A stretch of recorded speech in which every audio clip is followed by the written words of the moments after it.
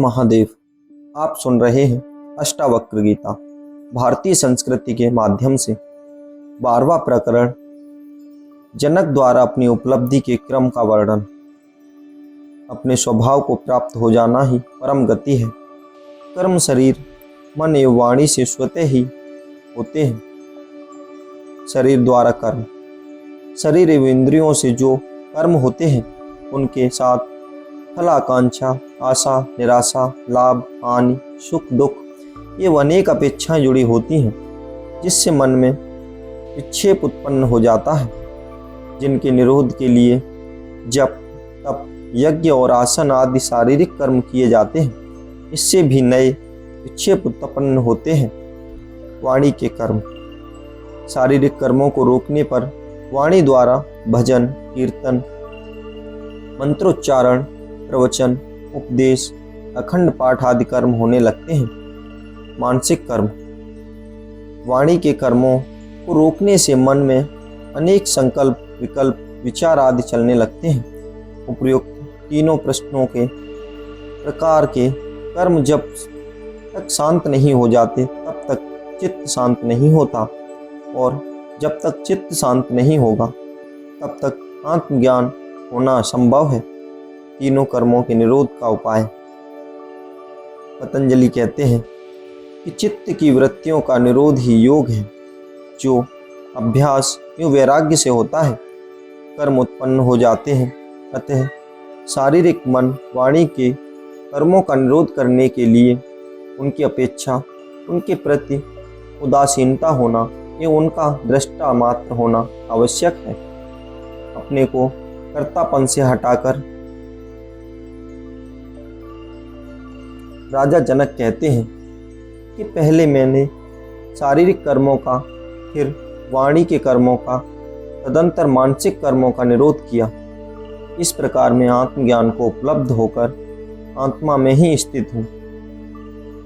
विक्षेपों का कारण, राजा जनक कहते हैं कि आत्मा के ज्ञान के अभाव के कारण ही शरीर, मन, वाणी के विपेक्ष होते हैं। इसी अज्ञान के कारण सभी राग भी उत्पन्न होते हैं। इनका मूल वासना है। इसके रहते भोग और त्याग दोनों व्यर्थ हो जाते हैं। विपेक्षों से मुक्ति होने के उपाय। आत्मज्ञान को दूर करना होगा, क्योंकि उसी के कारण मनुष्य मन, शरीर, बुद्धि व इंद्रियों का दास हो जाता है। आत्मज्ञान बोध से होता है। आत्मा अदृश्य है, वह दिखाई नहीं देता है, वह दृश्य का विषय नहीं है, वह स्वयं दृष्टा है, वही कर्मों को देखने वाला है। अतः आत्मा के केवल अनुभव होता है, ज्ञान होता है, बोध होता है। आत्मज्ञान के लिए ऐसा कोई शर्त नहीं है कि वह समाधि के बिना नहीं होगा। यम, नियम, आसन, प्राणायाम के बिना होगा ही नहीं। जिसमें बोध नहीं है उसी को ध्यान, धारणा, समाधि आदि का व्यवहार करना पड़ता है। अहिंसा, सत्य, दया, करुणा आदि अपनाते होते हैं। आत्मा को सदा उपलब्ध है, जाग कर देखना मात्र है, दृष्टि पर्याप्त है, क्रिया आवश्यक नहीं है। आत्मा हमारा स्वभाव है, उसे उपलब्ध हो जाना ही अपने स्वभाव को उपलब्ध होना है।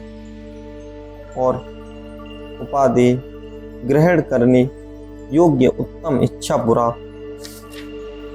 उपयोगी, अनुपयोगी आदि विचार मन की वासना के कारण उत्पन्न होते हैं। वासना मिटने पर ये भेद स्वतः ही समाप्त हो जाते हैं। राजा जनक को आत्मज्ञान प्राप्त हो गया है, वे अपने स्वभाव से स्थित हो गए हैं। अतः हे उपादेय की धारणा ही नहीं रही, इसलिए उनसे होने वाले हर्ष एवं विषाद का भी अभाव हो गया है। वे कहते हैं कि मैं अपने वास्तविक स्वभाव में स्थित हूँ। अज्ञानवश जो विभिन्न प्रकार के मुखौटे लगा रखे थे वे सब उतर गए हैं। अज्ञानियों के लिए विभिन्न कर्मों का विधान है, जैसे भजन, कीर्तन, जप, यज्ञ, अठयोग, क्रियाएं आदि। फिर अनेक प्रकार की साधनाएं आदि हैं, जिनसे अंतकरण शुद्ध होता है। वर्ण व्यवस्था, आश्रम व्यवस्था आदि भी उन्हीं के लिए है, जिनसे वे क्रियाओं, साधनाओं, इन व्यवस्थाओं में गुजर कर क्रमिक विकास कर आत्मोन्नति को उपलब्ध हो सके, आत्मज्ञान प्राप्त कर सके। साधन अवस्था अथवा ज्ञान की स्थिति में कोई न कोई विधि अपनानी होगी। ज्ञानी को एक तत्व का बोध हो, जानने से उसकी सारी भिन्नताएं समाप्त हो जाती हैं। वह निर्विकल्प में उस उपस्थित हुआ परमानंद का अनुभव करता है। कर्म की व्याख्या। संसार में रहकर कर्म करना परम आवश्यक है। कर्म कई प्रकार के होते हैं, जैसे स्वाभाविक कर्म, अनिवार्य कर्म, प्रतिकर्म, निष्कर्म और अकर्म। कर्म शरीर एवं मानसिक भी होते हैं। जीवन भी कर्म है। मृत्यु कर्म का अभाव है। कर्म का आरंभ जन्म के साथ ही हो जाता है, एवं मृत्यु पर्यंत चलता है। इसलिए जीवन में कर्म रोकना असंभव है। जो कर्म अहंकार वश चलता है, इसलिए जीवन में कर्म रोकना असंभव है।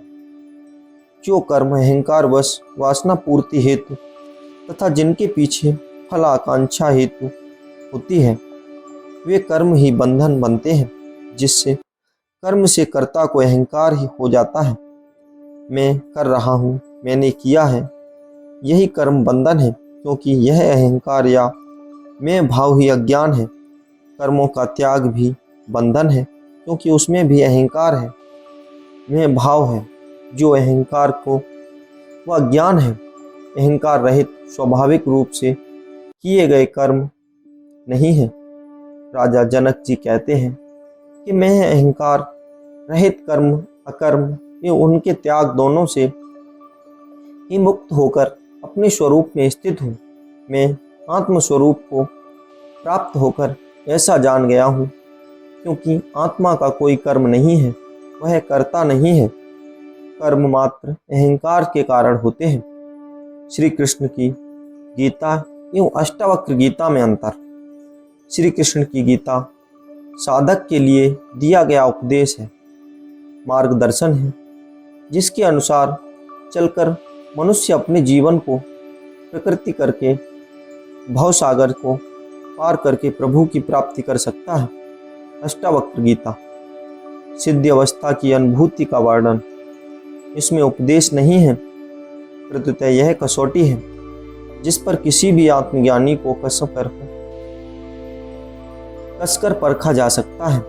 जिससे ऐसा अनुभव हुआ है, वही ज्ञानी है। आत्मज्ञानी की ऐसी परम कसौटी अन्यत्र नहीं है। यह न धारणा मात्र है और न सिद्धांत देश, काल, धर्म, संप्रदाय, जाति, वर्ग आदि के पार अध्यात्म पर दिया शुद्धतम वैज्ञानिक व्यक्तित्व है, जो संपूर्ण अध्यात्म जगत की ओर धरोहर है।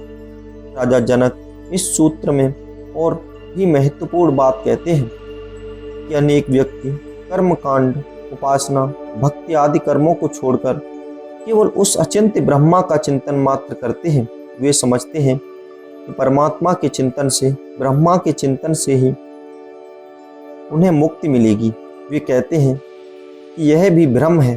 पहले तो ब्रह्मा निराकार है, उसका चिंतन हो ही नहीं सकता। फिर चिंतन की भी उसे चिंता होगी कि आज चिंतन नहीं किया, ध्यान नहीं किया। इस प्रकार चिंतन में भी कर्ता भाव में लगा रहता है। अतः ऐसा चिंतन करने वाला व्यक्ति ब्रह्मा को ही नहीं, चिंता को भी भजता है। राजा जनक कहते हैं कि मैं इस ब्रह्मा के चिंतन की भावना को त्याग कर भावना मुक्त होकर आत्मज्ञान को उपलब्ध हो गया हूँ, तथा अपने में स्थित साधन व्यर्थ नहीं है। राजा जनक बिना किसी साधन को किए, बिना जप तप, योग, भक्ति, पूजा, उपासना, ध्यान कर्म किए ही आत्मज्ञान को उपलब्ध हुए, किंतु वे यह नहीं कहते कि ये सब साधन व्यर्थ हैं। राजा जनक कहते हैं यह आत्मा क्रिया रहित है। इसके क्रिया रहित स्वरूप को जिसने उपयुक्त साधनों से अर्जित किया है, वह मनुष्य अकृत्य है, उसे भी आत्मा की अनुभूति होगी, उसका प्रयत्न भी निष्फल नहीं जाएगा। साधना द्वारा आत्मज्ञान प्राप्त करना भी एक मार्ग है। अतः जो स्वभाव से ही स्वयं भाव वाला आत्म भाव वाला है, जिसका स्वभाव ही आत्मवत है, वह तो कृतकृत्य है ही, वह ही परम ज्ञानी है। चाहे वह स्वयं के स्वभाव से प्राप्त हुआ हो अथवा किसी के साधन से। इसी के साथ हमारा 12वां अध्याय यानी 12वां प्रकरण समाप्त होता है। आगे की कथा सुनने के लिए हमारे पेज भारतीय संस्कृति को सब्सक्राइब कीजिए और बढ़ावा दीजिए। मिलते हैं नेक्स्ट एपिसोड 13वें अध्याय में। हर हर महादेव, हर हर महादेव।